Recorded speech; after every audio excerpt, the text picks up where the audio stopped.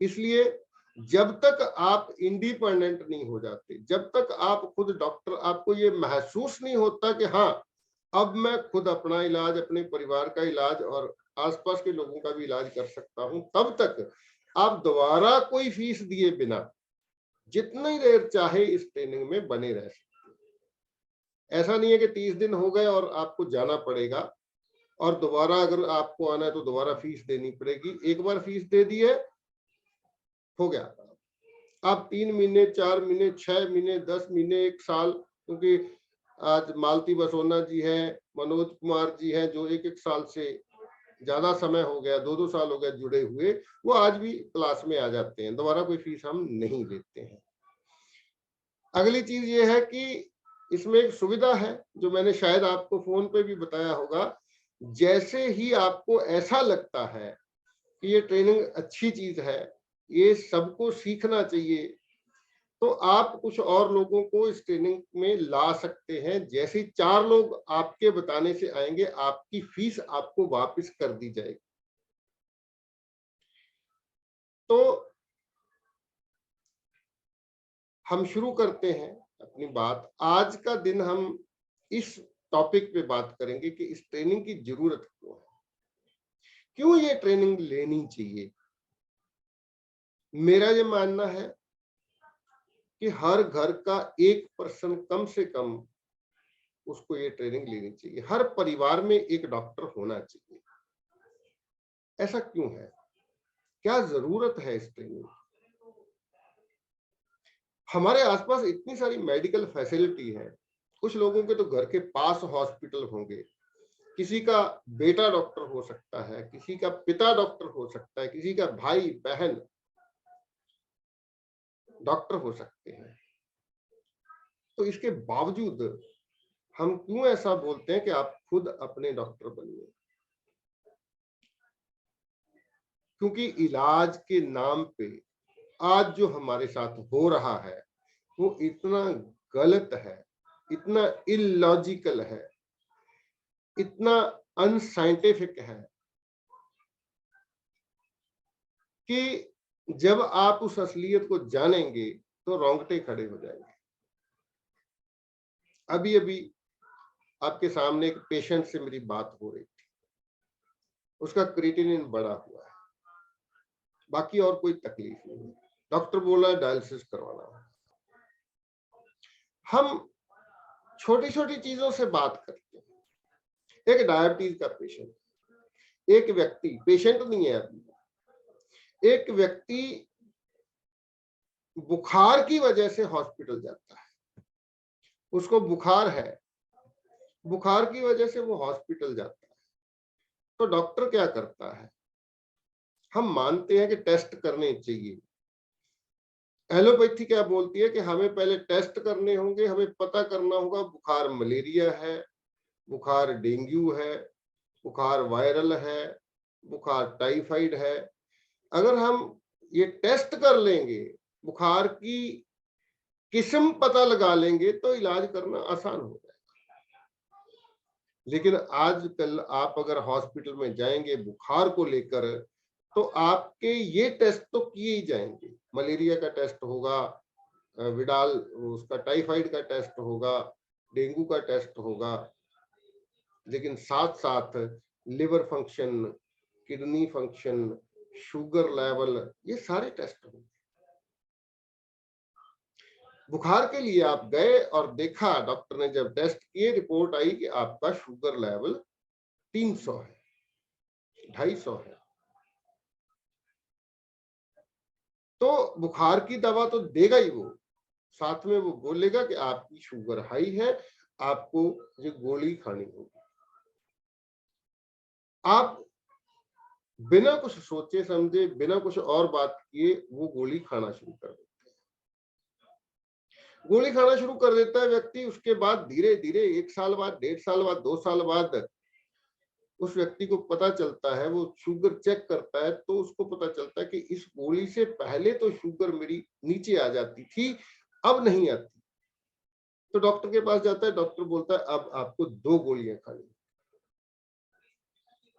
फिर 1-2 साल बाद वो 2 गोलियां भी काम करना बंद कर देती हैं, फिर गोलियां 3 हो जाती हैं। फिर डॉक्टर, एक समय आता है जब डॉक्टर बोलता है कि अब आपको इंसुलिन लेना होगा, बाहर से टीका लगाना होगा, आपकी पैंक्रियाज ने इंसुलिन बनाना बंद कर दिया है, आपको अब टीका लेना होगा। वो व्यक्ति टीका लेना शुरू कर देता है। कुछ साल बीतते हैं, उसकी ब्लड प्रेशर की दवाई शुरू हो जाती है, ब्लड प्रेशर बढ़ना शुरू हो जाता है। ये आप किसी भी व्यक्ति से बात करके देखें जिसने 5-7 साल तक शुगर की दवा खाई, ब्लड प्रेशर की दवा साथ जुड़ी जाती है। अगर आप 4-5 साल तक ब्लड प्रेशर की दवा खाएंगे, शुगर की दवा साथ में जुड़ी जाएगी। ये साइड इफेक्ट है एक दूसरी दवा। तो एक समय ऐसा आता है, उस व्यक्ति के पैर के नीचे एक छोटा सा जख्म होता है, वो जख्म ठीक नहीं होता, वो जाता है, पट्टियां करवाता है, बड़ा कुछ करवाता है, लेकिन जख्म ठीक नहीं होता। फिर डॉक्टर बोलता है अब आपका ये पैर का अंगूठा काटना पड़ेगा।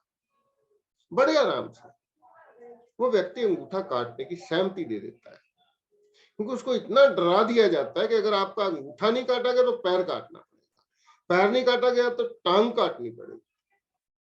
तो वो बकायदा डॉक्टर से अपॉइंटमेंट लेता है, अपने शरीर का एक अंग कटवाने के लिए डॉक्टर से डेट लेता है। वो पलट के एक बार भी ये सवाल नहीं करता कि पिछले 10 साल से जो आप बोल रहे हैं मैं कर रहा हूं। आपने बोला ये गोली खाओ, मैंने गोली खाई। आपने बोला शुगर चेक करो रोज, मैं शुगर रोज चेक कर रहा हूँ। आपने बोला मिठाई खानी बंद कर दो, मैंने मिठाई खानी बंद कर दी। आपने बोला मीठे फल मत खाओ, मैंने मीठे फल नहीं खाए। मेरे को 10 साल हो गए, मैंने आम खा के नहीं देखा। आपने बोला सैर करो, मैंने सुबह सैर करनी शुरू कर दी। आपने जो जो बोला मैंने किया, तो आज मेरा पैर काटने की नौबत क्यों आई? पिछले 10 साल से जो आप मेरे साथ कर रहे हैं वो क्या था?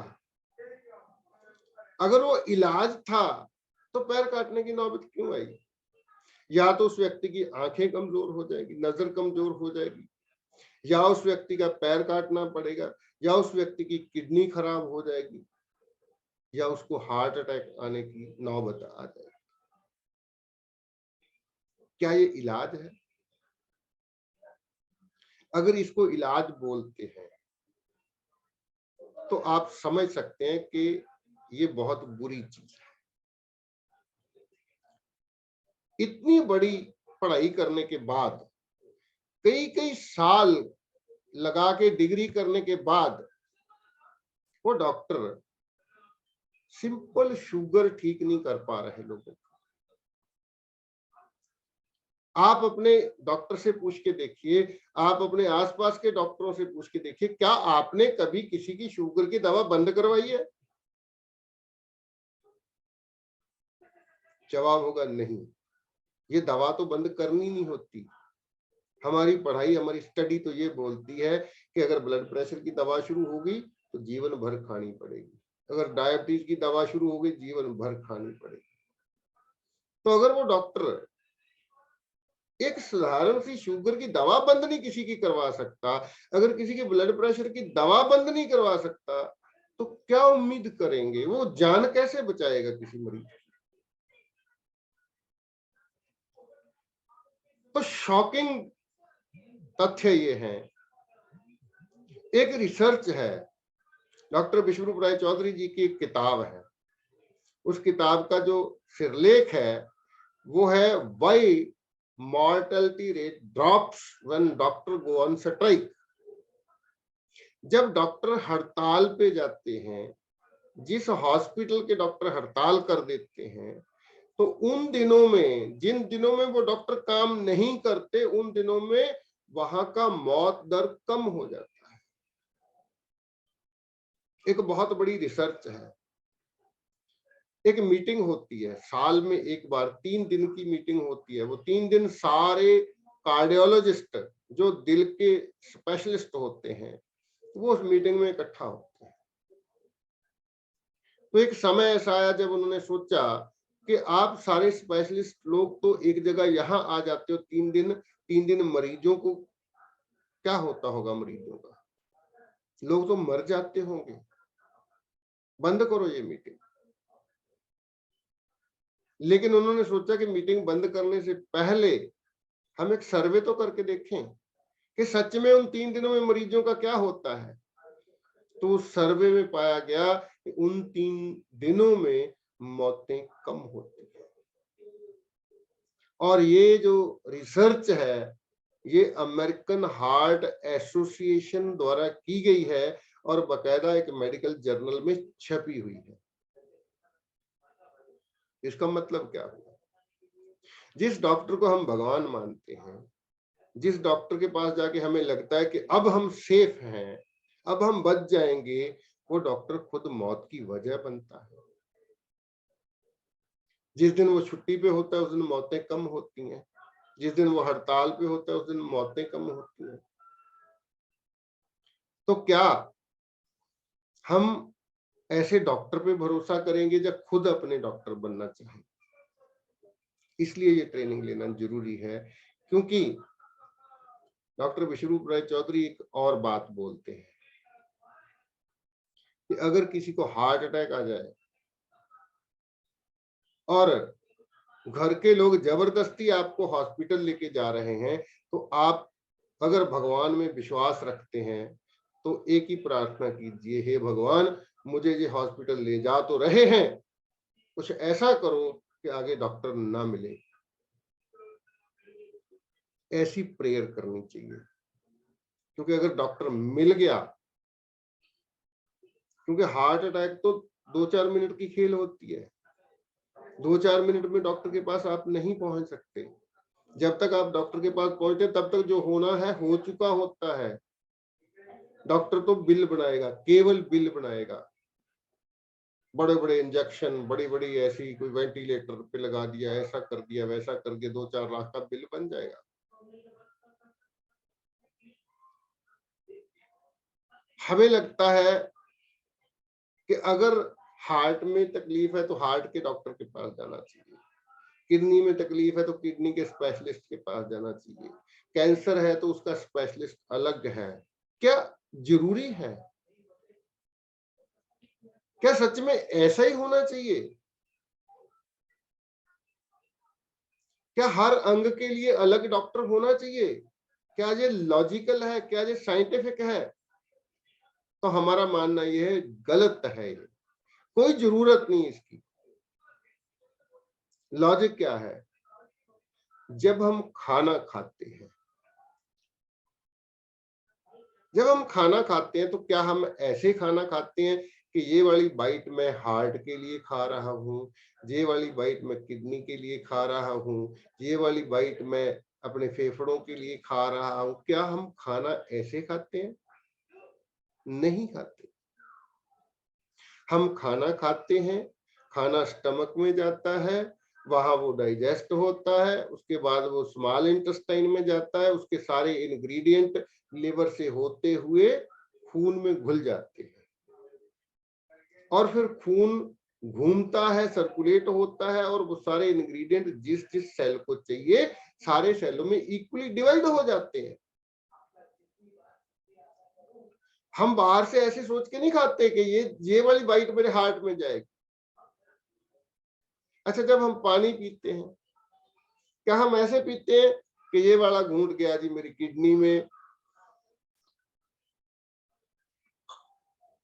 ये वाला घूंट मैं हार्ट के लिए पीऊंगा, ये वाला घूंट मैं फेफड़ों के लिए पीऊंगा, ये मैं स्मॉल इंटेस्टाइन के लिए, ये मैं अपनी पैंक्रियाज के लिए पीऊंगा? ऐसे थोड़ी पानी पीते हैं। हम जब पानी पीते हैं तो पानी से रिलेटेड जो इंग्रेडिएंट हैं वो ब्लड में चले जाते हैं और सारे सेलों में इक्वली डिवाइड हो जाते हैं। जिस जिस सेल को जितनी जरूरत है वो ले लेता है। अच्छा, जब हम सांस लेते हैं, क्या हम ऐसे सांस लेते हैं, ये मैं फेफड़ों के लिए सांस ले रहा हूं, ये वाली सांस मैं किडनी के लिए ले रहा हूं? ऐसे सांस नहीं लेते। हम सांस लेते हैं, हवा अंदर लेते हैं, हमारे फेफड़े हवा से रिलेटेड जो इंग्रेडिएंट हमारे शरीर को चाहिए वो ब्लड में डाल देते हैं और सभी सेलों में इक्वली डिवाइड हो जाते हैं। अच्छा, जब वेस्टेज निकालते हैं हम, जब आप मल त्याग करते हैं, स्टूल पास करते हैं, क्या कोई ऐसी मशीन है कि उस टूल को टेस्ट करके ये बताया जा सके कौन सी वेस्टेज किस ऑर्गन की है, कौन सी वेस्टेज किस सेल से आई है? नहीं बता सकते। जब हम पेशाब करते हैं तो पेशाब को टेस्ट करके ये नहीं बताया जा सकता इसमें कौन सी वेस्टेज किस ऑर्गन से आई है। जब हम खाना अलग अलग अंगों के लिए अलग अलग नहीं खाते, जब हम पानी अलग अलग अंगों के लिए अलग अलग नहीं पीते हैं, जब हम सांस अलग अलग अंगों के लिए अलग अलग नहीं लेते हैं, तो ऐसा कैसे संभव है कि हम एक गोली खाएंगे वो जाके केवल हमारे हार्ट पे काम करेगी? हम एक दवा खाएंगे जो केवल किडनी पे जाके काम करेगी, बाकी सेलों को कुछ नहीं बोलेगी। वो जो भी चीज ब्लड में जाके घुलेगी वो सभी सेलों में डिवाइड होगी। अगर वो अच्छी है तो सभी सेलों को अच्छा प्रभाव पड़ेगा, अगर वो बुरी है तो सभी सेलों पे बुरा प्रभाव पड़ेगा। असल में ऑर्गन क्या चीज है? जब हम स्पेशलिस्ट डॉक्टर की बात करते हैं, किडनी के लिए अलग डॉक्टर क्यों चाहिए? किडनी क्या चीज है? किडनी बहुत सारे सेलों का समूह है। हमें शरीर की बनतर को समझना होगा। इस ट्रेनिंग में हम ये सब कुछ जानेंगे। हमारा शरीर बना कैसे है, हमारा शरीर काम कैसे करता है। जब तक हमें ये समझ नहीं आएगा तब तक हम इलाज नहीं कर पाएंगे। हमारा शरीर अरबों सेलों से, ट्रिलियंस ऑफ सेल मिलके बना हुआ है। बहुत सारे सेलों से मिलके एक टिश्यू बनता है, बहुत सारे टिश्यू से मिलके एक ऑर्गन बनता है, और बहुत सारे ऑर्गन मिलके एक बॉडी बनती है। मेडिकल साइंस भी यही मानती है। जो कोई मेरी थ्योरी नहीं है, जो डॉक्टर विश्वरूप जी की थ्योरी नहीं है, मेडिकल साइंस भी यही मानती है। समझना हमें ये होगा, जैसे आपने देखा होगा कई बार बड़े बड़े फंक्शन होते हैं ओलंपिक की इनॉग्रेशन में या 26 जनवरी में, कुछ लोग एक तरह के कपड़े डाल के, एक तरह की कैप लेके झंडे की शक्ल बना के खड़े हो जाते हैं। तो दूर से देखने वालों को लगता है एक झंडा है, उनको ऐसा नहीं लगता दूर से देखने से कि ये लोग खड़े हैं।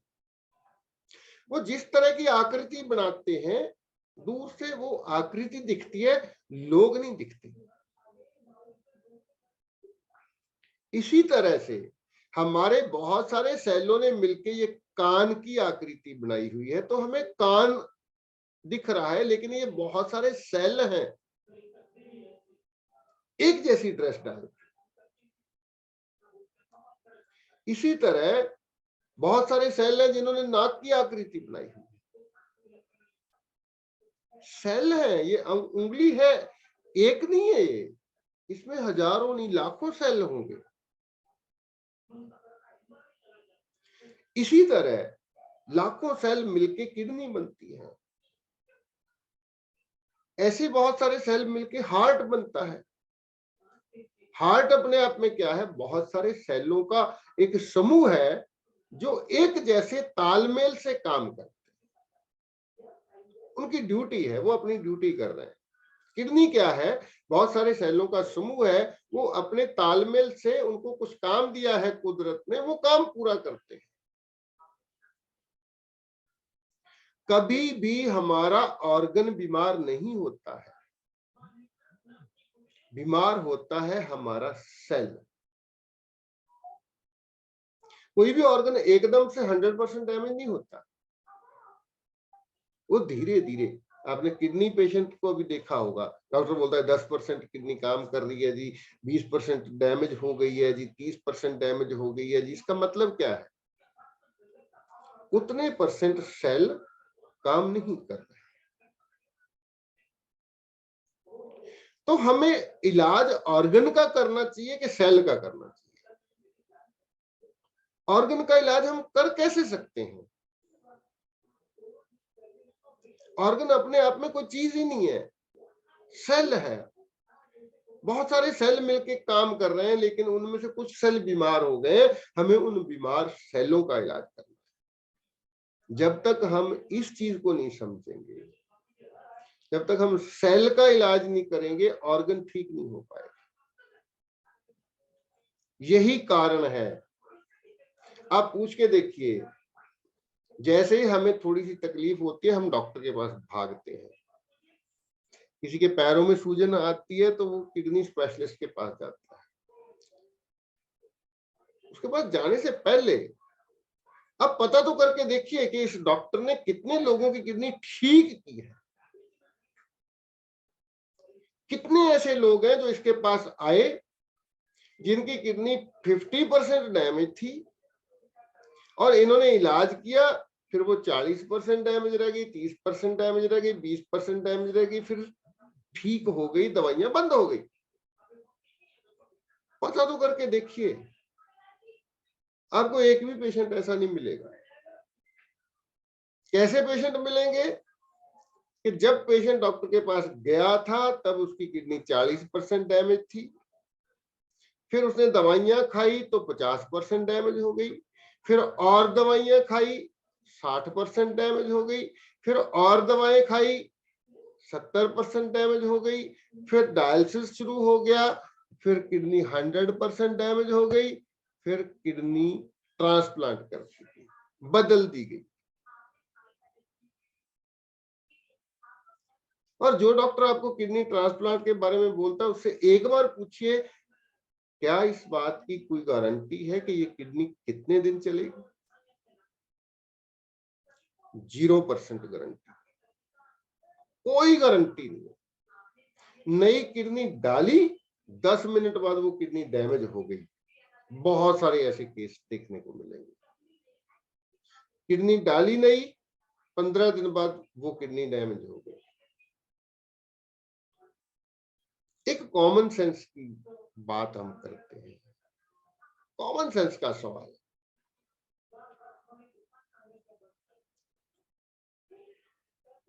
हार्ट का पेशेंट डॉक्टर के पास जाता है तो डॉक्टर बोलता है कि हम स्टेंट डालेंगे। स्टेंट क्या होता है, कैसे डाला जाता है, इस पे बात करेंगे हम आगे। क्या स्टेंट डालने के बाद क्यों डाला जाता है स्टेंट? क्योंकि नाड़ी में ब्लॉकेज आ गई है।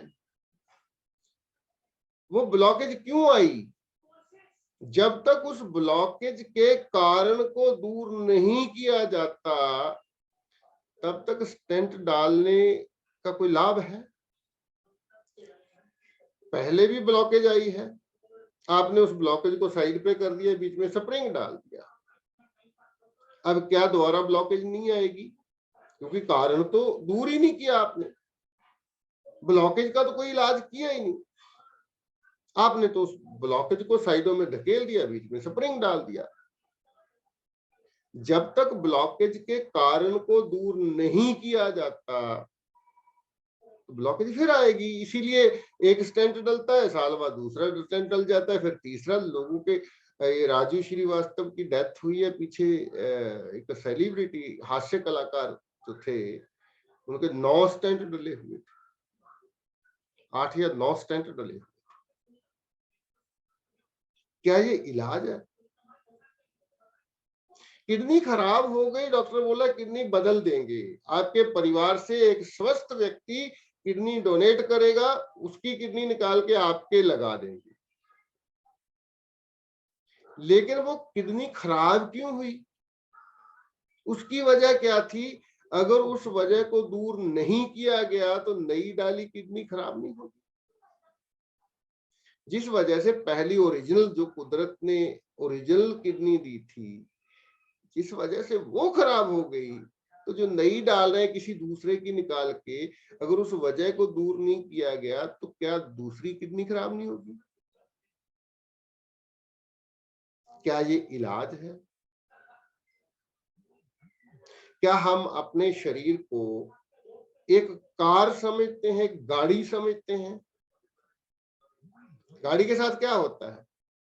खराब होती है, मैकेनिक के पास लेके जाते हैं, मैकेनिक बोलता है ये पुर्जा खराब है, वो बाहर निकाल के फेंक देता है, नया मार्केट से लाके लगा देता है।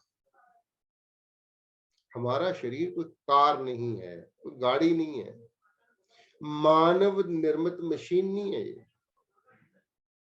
ये कुदरत का बहुत ही नायाब करिश्मा है। ह्यूमन बॉडी कुदरत का बहुत नायाब करिश्मा है, और इसे कार समझने की गलती करके, इसे मशीन समझने की गलती करके जो लोग इलाज करते हैं, वो सच में इलाज है ही नहीं।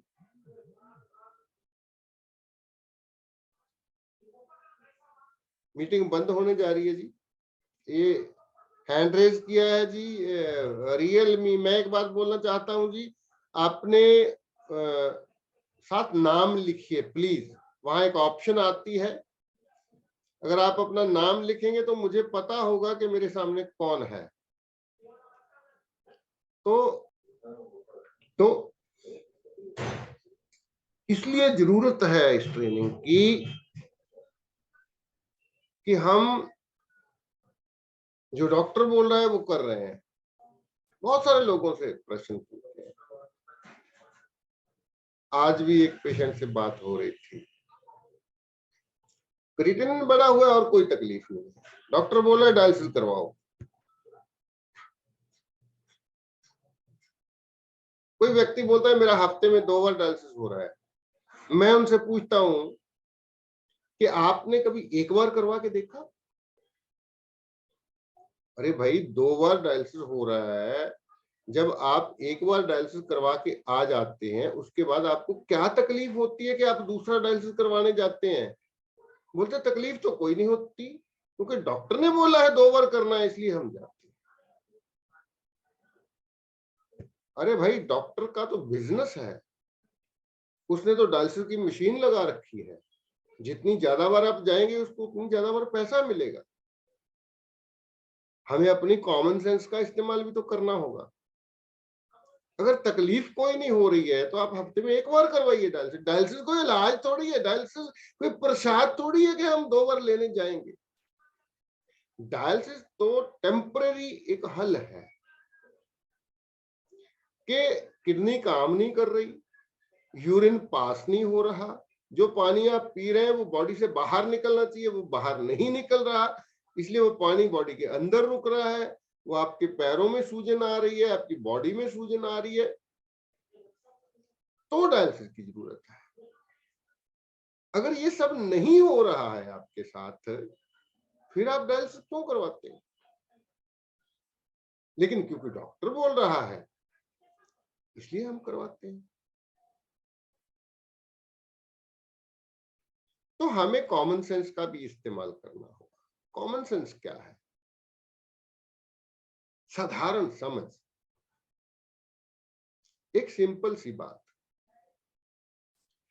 अगर हमारा इलाज हो रहा है, अगर कोई दवा हमें ठीक कर रही है,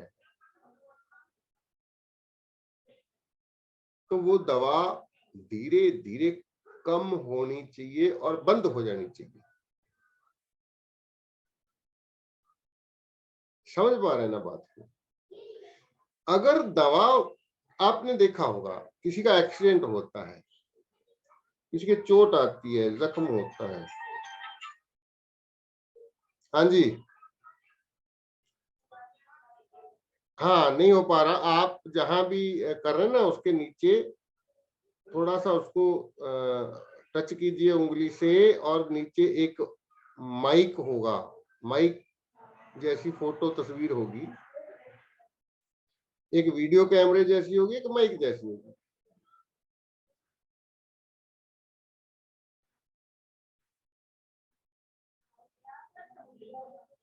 हाँ, जॉइन ऑडियो के पे उंगली लगाइए।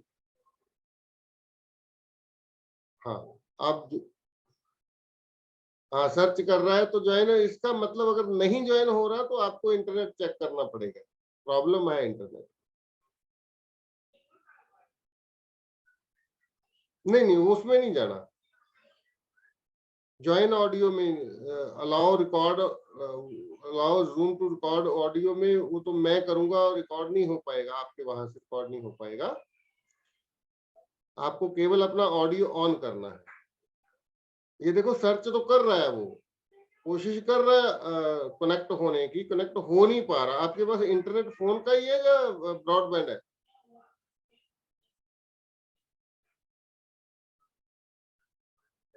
हाँ, बात बंद कीजिए तभी होगा वो।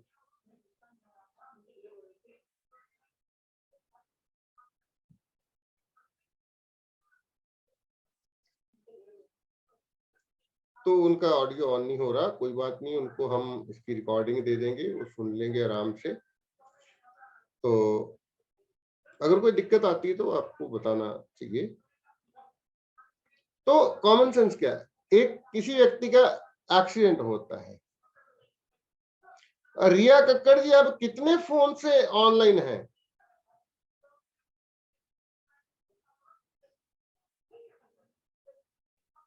रिया कक्कड़ जी, सर सर मैं ये टैब में कोशिश कर रही थी ना, फोन भी है मेरे पास, टैब भी है, तो टैब में हो नहीं पा रहा था। दो नाम से तो आप ऑलरेडी हैं, कि तीसरे नाम से भी रिक्वेस्ट आ रही है?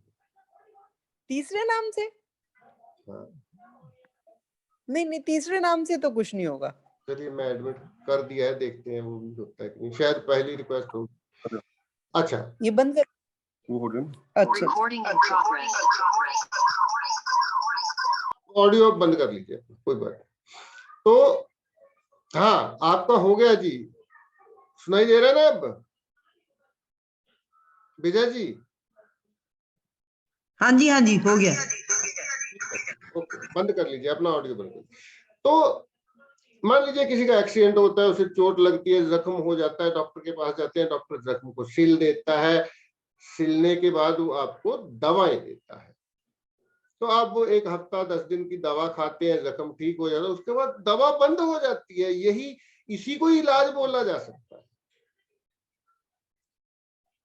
तो अगर आपकी दवाओं की मात्रा लगातार बढ़ रही है, पहले 1 गोली, फिर 2 गोली, फिर 4 गोली, फिर 8 गोली, फिर 10 गोली, फिर 20 गोली, 50-50 गोलियां एक दिन की खाते हैं लोग। तो कॉमन सेंस तो ये बताती है, हमें समझ जाना चाहिए कि अगर हमारी दवाओं की मात्रा बढ़ रही है तो दवाएं हमें ठीक नहीं कर रही और बीमार कर रही। इतनी बात तो समझ में आती है, लेकिन फिर भी लोग खा रहे हैं।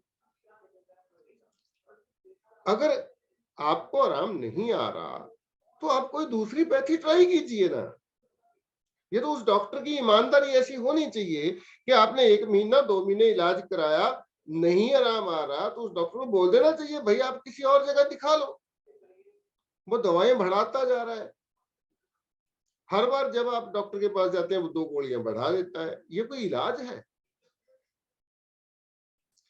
जबकि हम इस ट्रेनिंग में साबित करेंगे कि हमारे शरीर को एक भी गोली की कभी जरूरत नहीं होती। एक भी अंग्रेजी दवा ऐसी नहीं है जिसके बिना आप ठीक नहीं हो सकते। नॉट ए सिंगल टैबलेट, एक भी गोली ऐसी नहीं है। मतलब ऐसे लोग देखे जा सकते हैं, ऐसे लोग उदाहरण है जिन्होंने पूरा जीवन कोई दवा नहीं खाई और अच्छे भले स्वस्थ है। मैं खुद के बारे में बताना, नए लोगों को बताना चाहता हूं। लगभग 15 साल मैंने ब्लड प्रेशर की दवा खाई, 40 साल पे मेरे को डॉक्टर ने दवा लगा दी। और जब भी मैं डॉक्टर के पास जाता था, ब्लड प्रेशर चेक करवाता था, मेरा ब्लड प्रेशर 120/80 ही आता था। और जब भी मैंने डॉक्टर से पूछा क्या मैं दवा बंद कर दूं, हर बार उसने बोला ना, दवा बंद नहीं करनी।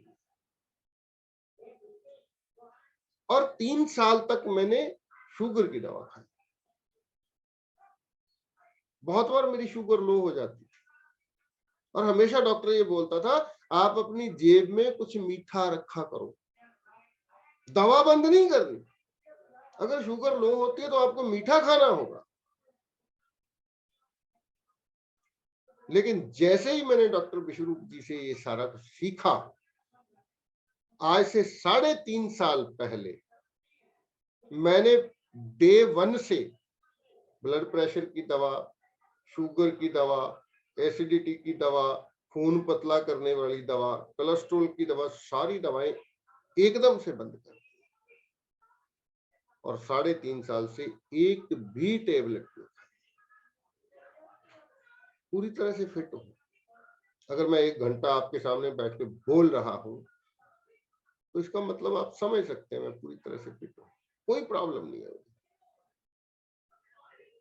बिना दवाओं के जिया जा सकता है, यही हम साबित करेंगे और यही हम आपको सिखाएंगे कैसे हम एक भी अंग्रेजी दवा खाए बिना एक हेल्दी लाइफ जी सकते हैं। कुछ लोगों को डर लगता है, डॉक्टर विश्वरूप जी बहुत क्लियरली बोलते हैं। लोग बोलते हैं ऐसे कैसे दवा छोड़ दें, दवा छोड़ेंगे मर जाएंगे। वो बोलते हैं आप कोई एक बंदा ढूंढ के बताओ जो दवा छोड़ने से मरा, कोई एक व्यक्ति। लोग दवा खाते खाते ही मरते हैं, दवा छोड़ने से कभी कोई नहीं मरा। ये तो एक डर है जो हमारे मन में बिठाया गया है, दवा बंद मत करना, दवा बंद मत करना, क्योंकि दवा का व्यापार बहुत बड़ा व्यापार है, आज की तारीख में सबसे बड़ा व्यापार है। उदाहरण हम दे सकते हैं, बिल गेट्स जैसा व्यक्ति जो माइक्रोसॉफ्ट का मालिक था, जो सॉफ्टवेयर बना के बेचता था, वो अपना सॉफ्टवेयर का काम बंद करके आजकल दवाओं की कंपनियों में इन्वेस्ट किया, उसने वैक्सीन बना रहा है। क्यों?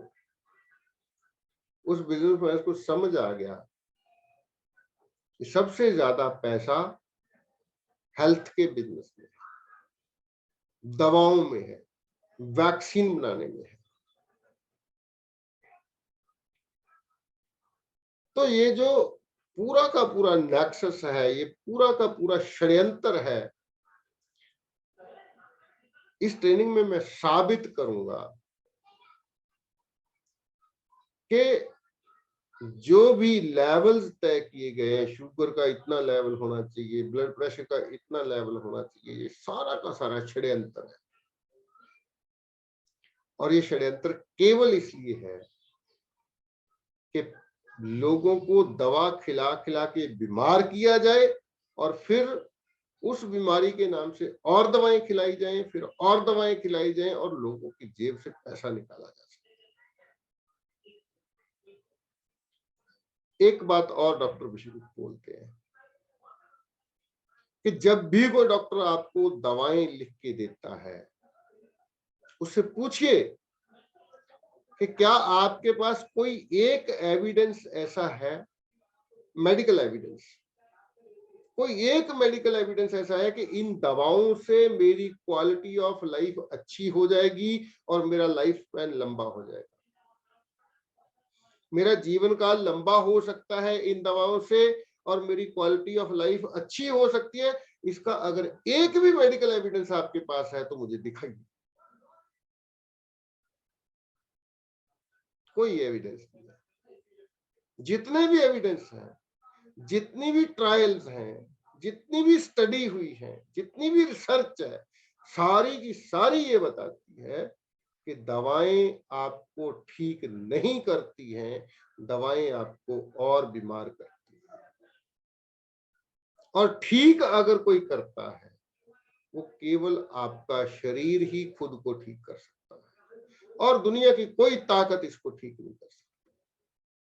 केवल आपका शरीर हर बार, चाहे वो जख्म है, चाहे वो हड्डी टूटी हुई है, चाहे वो किडनी खराब है, चाहे लिवर खराब है, चाहे हार्ट की कोई तकलीफ है, जब भी ठीक करता है आपका शरीर ही खुद को ठीक करता है, कोई दवा ठीक नहीं करती। और ये योग्यता कुदरत ने इस शरीर को दी है। आप कल्पना करके देखिए, आपकी कार में आप जा रहे हैं, एक कील लग गया, टायर में पंक्चर हो गई, लेकिन आप कार को चला रहे हैं, थोड़ी देर बाद वो अपने आप पंचर लग जाए, ठीक हो जाए, कितनी अच्छी बात है। लेकिन अब तक ऐसी कोई टेक्नोलॉजी नहीं आई। लेकिन ये जो शरीर है, ये ऐसे ही बनाया है कुदरत ने। ये बीमार भी होता है तो खुद ही ठीक भी हो जाता है। ये मशीन नहीं है, कार नहीं है। तो अब आज की इस बातचीत में अगर आपका कोई प्रश्न है, आप पूछ सकते हैं। कल से हम बकायदा टॉपिक वाइज बात करेंगे। मेरी कोशिश ये थी कि आज की इस बातचीत से आपको इस बात की सीरियसनेस पता लग जाए कि इस ट्रेनिंग का आपके जीवन में क्या मकसद है। ये ट्रेनिंग लेने से आपके जीवन में क्या घट सकता है। आपकी फैमिली का पूरा मेडिकल बिल 0 हो सकता है। आप डॉक्टर के रहमो करम पे नहीं रहेंगे, आप खुद अपने डॉक्टर बन जाएंगे। हाँ जी, बोलिए, अगर किसी का कोई प्रश्न पूछ सकते हैं।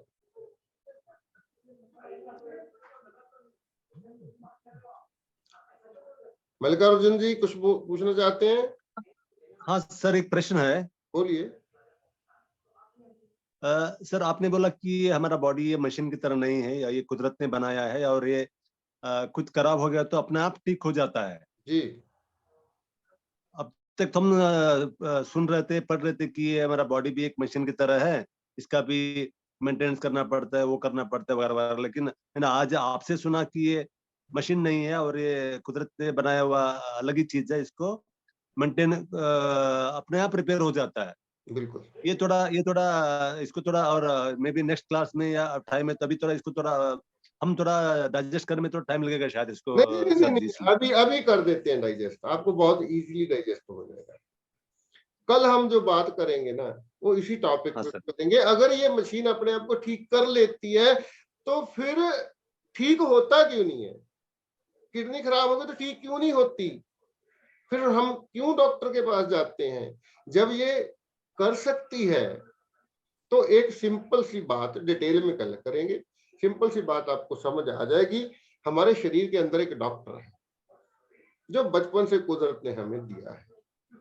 वो हर चीज को समझता है, हर बीमारी का इलाज कर लेता है। मान लीजिए आपके घर में एक पेशेंट है, उस पेशेंट को देखने के लिए आप एक डॉक्टर को कॉल करते हैं, आपका फैमिली डॉक्टर है। जब वो डॉक्टर आपके घर में आएगा तो उसके हाथ में एक बैग रहता है, बैग या ब्रीफ केस रहता है। उसमें क्या होता है? उसमें उस डॉक्टर के टूल होते हैं। उसमें थर्मामीटर होगा, बीपी चेक करने की मशीन, शुगर चेक करने की मशीन, सिरिंज, टीके, दवाइयां, वो टूल है उसके। अगर आप जैसे वो डॉक्टर पेशेंट के कमरे में जाने लगे, उससे उसका बैग छीन ले, फिर बोले तू इसका इलाज कर, वो कितनी भी बड़ी डिग्री वाला डॉक्टर होगा, वो उन टूल्स के बिना उस मरीज का इलाज नहीं कर पाएगा। इसी तरह हमारे शरीर के अंदर जो डॉक्टर है, उसको भी कुछ टूल चाहिए होते हैं। वो टूल क्या होते हैं? हमारे ब्लड में मौजूद इंग्रेडिएंट। जैसे ही कुछ सेल हमारे बीमार होते हैं तो वो डॉक्टर उन सेलों के लिए, उस बीमारी के लिए दवा बनाता है। उस दवा बनाने के लिए जो उसको रॉ मटेरियल, कच्चा माल चाहिए, वो हमारे ब्लड में से लेता है। अगर हमारे ब्लड में वो चीज है ही नहीं,